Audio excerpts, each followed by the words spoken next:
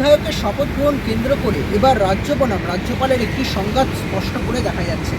এবং একথা কেন বললাম, একথা না বললেই নয়, এই কারণ আজ ঠিক কিছুক্ষণ আগে দেখা গেল বিধানসভায় প্রবেশ করলেন বরানগর উপনির্বাচনে নবনির্বাচিত বিধায়িকা সায়ন্তিকা ব্যানার্জি। এবং ইতিমধ্যেই তিনি বিধানসভার অভ্যন্তরে গেলেন এবং সেখানে স্পিকার বিমান বন্দ্যোপাধ্যায়ের সঙ্গে দেখা করলেন। এবং শুধু দেখাই করলেন না, বিধানসভার অভ্যন্তর থেকে তিনি ইতিমধ্যেই রাজভবনের উদ্দেশ্যে একটি চিঠি লিখলেন। এবং আমরা যেমনটা রাজভবন সূত্র জানতে পারছি, ইতিমধ্যেই উল্লেখযোগ্য পরায়ণভাবে জ্যোতিষের কথা না বললেই নয় যে এই সায়ন্তিকা বন্দ্যোপাধ্যায়কে রাজ্যপাল ডেকেছেন 26 তারিখ, অর্থাৎ সেখানেই রাজভবনে গিয়ে তার শপথ বাক্য পাঠ করানোর জন্য। এক্ষেত্রে দাঁড়িয়ে কিন্তু এই পূর্বসূরির নিয়ম দেখা যাচ্ছে। জগদীপ ধনকর যবে থেকে রাজ্যপাল ছিলেন আর এখন বর্তমানে দাঁড়িয়ে রাজ্যপাল সিবি আনন্দ বোসের আমলে এসে দাঁড়িয়েও একই ছবি দেখা যাচ্ছে যে রাজ্য বনাম রাজ্যপালের সংঘাত, সেটা বিধায়ক কিংবা বিধায়িকাদের শপথ গ্রহণ অনুষ্ঠানকে কেন্দ্র করে। সেক্ষেত্রে দাঁড়িয়ে কিন্তু বলে রাখা ভালো, আজ বিধানসভায় কিন্তু উপস্থিত ছিলেন যেমন স্পিকার বিমান বন্দ্যোপাধ্যায়, অন্যদিকে ছিলেন কিন্তু ডেপুটি স্পিকার আশিস বন্দ্যোপাধ্যায় থেকে শুরু করে এবং তার পাশাপাশি কলকাতার মেয়র ফিরাদ হাকিম প্রত্যেকেই বিধানসভায় উপস্থিত ছিলেন।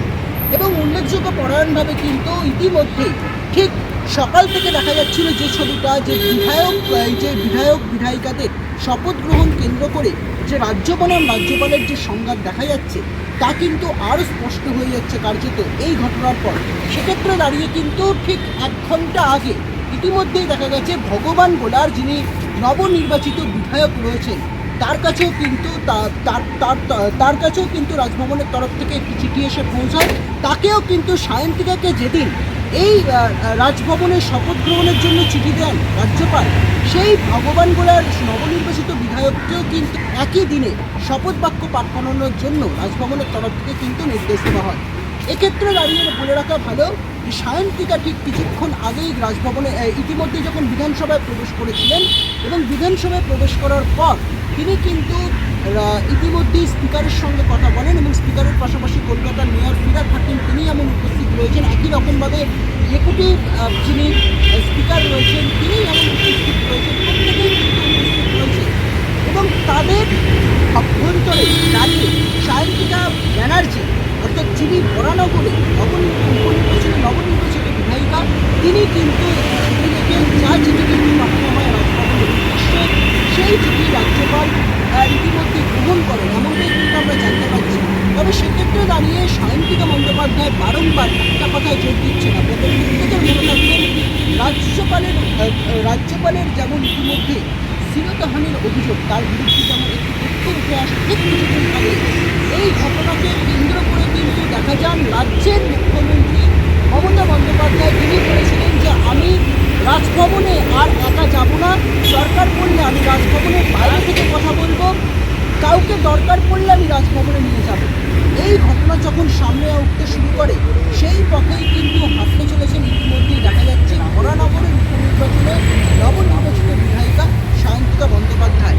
এখন 26 তারিখ এই যে ভগবান গোলার যিনি নবনির্বাচিত বিধায়ক রয়েছেন এবং অন্যদিকে দাঁড়িয়ে বরানগরে এই উপনির্বাচনে যেটা নবনির্বাচিত বিধায়িকা সায়ন্তিকা ব্যানার্জি, তারও যে শপথ গ্রহণ এই একই দিনে দুজনের রয়েছে, সেক্ষেত্রে দাঁড়িয়ে কিন্তু রাজ্যপালের তরফ থেকে কী ভূমিকা পালন করা হয়, এক্ষেত্রে দাঁড়িয়ে এর পাশাপাশি আরও বিশ্লেষণ করে বলতে গেলে সাংবিধানিক যে তথ্য বা সাংবিধানিক চিত্র অনুযায়ী যদি বলে রাখা ভালো, সেক্ষেত্রে দাঁড়িয়ে কিন্তু রাজভবনে সেই শপথ বাক্য পাঠ করাতে পারেন এক কথায় যেমন প্রথম থেকে রাজ্যপাল পাঠ করাতে পারেন, সেটাই এমন একটা সাংবিধানিক অধিকার রয়েছেন।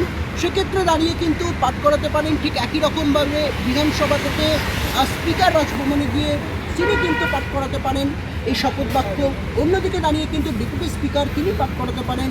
অন্যদিকে দাঁড়িয়ে কিন্তু বিধানসভার যিনি বিরোধী দলনেতা থাকতে পারেন তিনিও কিন্তু রাজভবনে গিয়ে শপথ বাক্য পাঠ করাতে পারেন, কারণ তিনি যেহেতু বিধানসভার সদস্য। এই কথাগুলি যখন স্পষ্ট উঠছে, সেক্ষেত্রে দাঁড়িয়ে কিন্তু এই যে দুই বিধায়কের শপথ বাক্য পাঠ করানোকে কেন্দ্র করে উঠছে বিস্তারিতভাবে কিন্তু জল্পনা। সকাল থেকে দেখা গেছে এই দুই বিধায়কের যে শপথ বাক্য পাঠ করানো কোথায় হবে সেই নিয়ে কিন্তু বিধানসভার অভ্যন্তর থেকে শুরু করে রাজভবন পর্যন্ত একটি বিস্তর জল্পনার আকার ধারণ করেছে।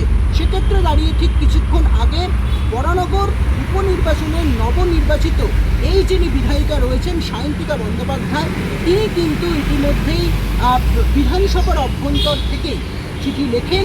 যেই চিঠি তিনি কিন্তু পাঠান সরাসরি রাজভবনে। অন্যদিকে দাঁড়িয়ে 1 ঘন্টা আগে ভগবান গোলার যিনি নবনির্বাচিত বিধায়ক, তার কাছেও কিন্তু রাজভবনের তরফ থেকে চিঠি এসে পৌঁছায় তার শপথবাক্য পাঠ করানোর জন্য। এখন সবটা মিলিয়ে উঠছে কিন্তু বিস্তারিতভাবে জল্পনা। এখন রাজ্যপালের তরফ থেকে এই চিঠি পাওয়ার পর পাল্টা রাজভবনের তরফ থেকে কী প্রতিক্রিয়া মেলে বা কী ধরনের ব্যবস্থা গ্রহণ করা হয় এই দুই বিধায়কের বিরুদ্ধে, সেই বিষয়ে উঠছে কিন্তু একাধিকভাবে জল্পনা।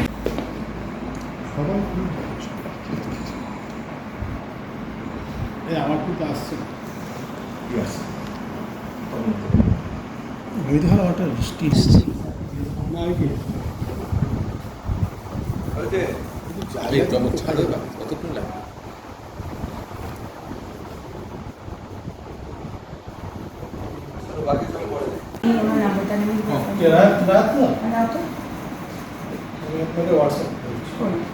কি সুন্দর উত্তরবঙ্গে ছিলাম, সেই সময় থেকে এই সমস্যাটা তৈরি হয়েছে বা এই নতুন করে জটিলতা তৈরি হচ্ছে বিধায়কদের সঙ্গে।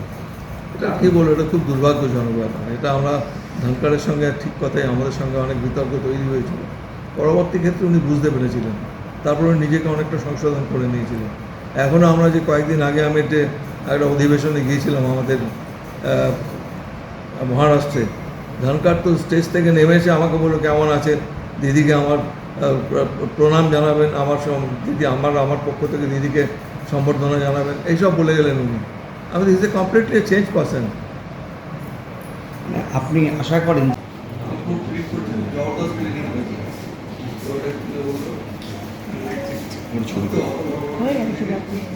শপথ নিয়ে নিলেন, অধিবেশনও শুরু হয়ে গেল, আর এখানকার বিধায়ক তারা শপথ পর্যন্ত কবে নেবেন বুঝতে পারছেন না, ঘুরে বেড়াতে হচ্ছে। এটা কেন হবে স্যার? এটা তো this is a lapse on the part of the governor, I should say. এবং উনি আমার কিছু মনে করার উচিত নেই, কারণ এটা কনস্টিটিউশনাল একটা convention. He is glaringly breaking that convention. কী বলবো, এটা আমার খুব দুর্ভাগ্যজনক যে আজকে এই জিনিসটা আমাদের দেখতে হচ্ছে। রাজ্যপালের কাছে এখনও আমি বলবো যে আপনার যদি let good senses prevail on him, উনি আসুন বিধানসভাতে, যদি উনি ইন্টারেস্টেড হন উনি দেবেন শপথ, আমাদের কোনো আপত্তি নেই। এবং অন্যান্য আজ পর্যন্ত রাষ্ট্রপতি কোনো দিন যারা মিড টার্ম পরে নির্বাচিত হয়েছে তাদের শপথ দিয়েছে কিনা আমার জানা নেই। আজকে প্রোটেম স্পিকার শপথ দিচ্ছে, আজকে রাষ্ট্রপতি শপথ দিতে পারতেন, অত অধিকার তার রয়েছে, তো তিনি শপথ দিচ্ছেন না। এটা কেন উনি করতে চাইছেন আমার মাথায় ঢুকছে না। এটা করা হচ্ছিল রাজভবনের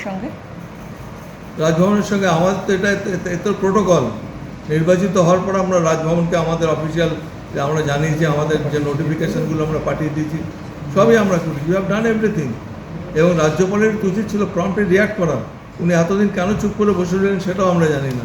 এখনও পর্যন্ত কোনো সংবাদ আসেনি যে কে কবে ওত নিচ্ছেন না নিচ্ছেন। আমরা সাংবাদিকদের মাধ্যমে এবং আজকে সায়ন্তিকা এসছে, সায়ন্তিকাও আমাকে জানালো, ওকে চিঠি দিয়েছে। এটা রাজ্য ভবনে যাবেন কি যাবেন না ওটার ব্যক্তিগত ব্যাপার, তবে আমাদের বিধানসভাকে এখনও ইনভলভ করা হয়নি।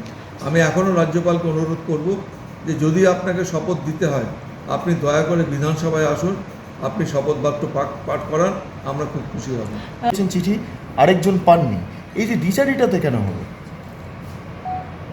আমি বলতে পারবো না কেন তিনি চিঠি পাননি, পাওয়া তো উচিত ছিল আমার মনে হয়। শপথ হলে একদিনই হওয়া উচিত, দুজনের পৃথক পৃথক ডেটে হওয়ার তো কোনো কারণ নেই। আর রাজ্যপালের কী শিডিউল আছে সেটা আমি বলতে পারবো না। স্যার, অতীতে কখনো দেখা যায়নি যে সংবিধানের অনুযায়ী কাজ করবেন, পরিবর্তন হওয়ার তো কোনো ব্যাপার নেই। আমি সংবিধান অনুযায়ী কাজ করব, আমি সংবিধান মেনে কাজ করলেই ঠিক আছে।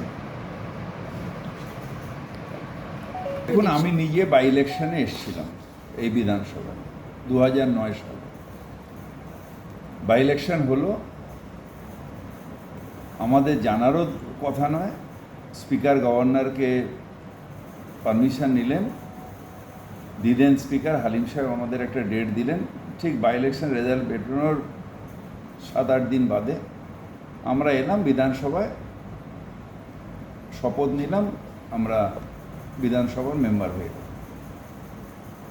প্রত্যেকবার অসভ্যতার চূড়ান্ত করে স্পিকারের যে অধিকার, speaker is the custodian of assembly, সেই অধিকারটাকে খর্ব করে ইলেকটেড মেম্বার, ইলেকটেড সিস্টেমটাকে অবমাননা করে শুধু গায়ের জোরে সেন্ট্রাল গভর্নমেন্টের ওই মোটা লোকটা তার অঙ্গুলি হেলনে এই গভর্নর বাঁদরের নাচ নাচবেন, যে গভর্নরের ক্যারেক্টারের পর্যন্ত ঠিক নেই।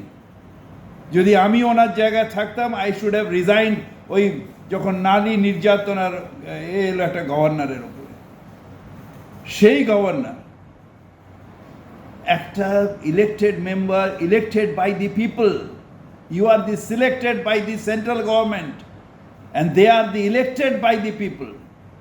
আমরা elected, speaker is elected by the people.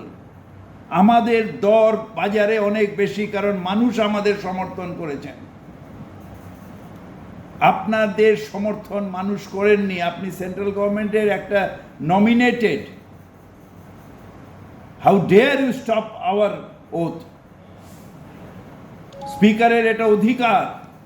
আমরা স্পিকারের কাস্টডিতে থাকি অ্যাসেম্বলিতে। স্পিকার আমাকে অ্যাসেম্বলিতে ওথ করাবেন, স্পিকার আমার দেখাশোনা সব করবেন, স্পিকারের সান্নিধ্যে আমরা থাকব। এটা অ্যাসেম্বলির নিয়ম। বছরের পর বছর চলে এসেছে, বছরের পর প্রত্যেক ইলেকশনের পরে আমরা যখন ইলেক্টেড হয়ে এলাম 2011-এ, দিদেন গভর্নর তিনি নাচতে শুরু করলেন। এই গভর্নর তিনিও বাই ইলেকশনে নাচতে শুরু করলেন। কাকে স্যাটিসফাই করছেন? আপনি মানুষকে অবমাননা করছেন। You are the betraying the people, betraying the verdict of the people. তারা সার্ভ করতে পারবে না মানুষকে যতক্ষণ না ওথ নেবে, অ্যাসেম্বলি মেম্বার হবে। মানুষ তাদের ইলেক্টেড করে পাঠিয়েছে, অ্যাসেম্বলিতে ওথ হবে, তারপর তেন্ডেতে গিয়ে বা কনস্টিটিউয়েন্সিতে কাজ করবে, তার নিজের সমস্যা নিয়ে এসে অ্যাসেম্বলিতে তুলবে। This is the process. K governor? কিসের গভর্নর? গভর্নরের ক্ষমতা আছে যে মানুষের যেটা মানুষ যেটা দিয়েছে সেটাকে, মানুষ যে রায় দিয়েছে সেই রায়ের বিরুদ্ধে যাবার?